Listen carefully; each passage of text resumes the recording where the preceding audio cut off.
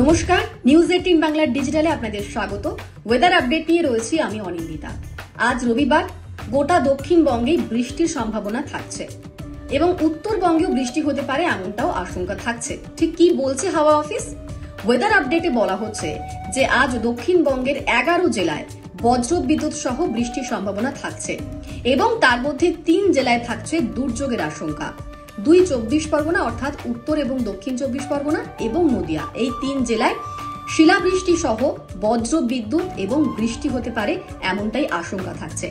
অপরদিকে কলকাতা, হাওড়া, হুগলি, পূর্ব পশ্চিম মেদিনীপুর, ঝাড়গ্রাম, বাঁকুড়া সেখানে কিন্তু বজ্র বিদ্যুৎ সহ বৃষ্টির সম্ভাবনা বেশি থাকছে। বৃষ্টি হবে উত্তরবঙ্গেও, যেগুলো একেবারে পার্বত্য অঞ্চল, দার্জিলিং, সেখানে তুষারপাত হবে এবং উত্তরবঙ্গের বাকি জায়গাতেও বৃষ্টির সম্ভাবনা আজ সারাদিন ধরেই থাকছে এবং আগামীকাল সোমবার থেকে এই বৃষ্টির পরিমাণ এবং ব্যাপকতা দুটোই কমবে। মঙ্গলবার থেকে পরিষ্কার আকাশ হবে দক্ষিণবঙ্গে, এমনটাই আপডেট পাওয়া যাচ্ছে এবং এই অকালে বৃষ্টির জন্য আলু চাষে ভীষণই ক্ষতি হতে পারে এমনটাই মনে করছেন কৃষি বিজ্ঞানীরা।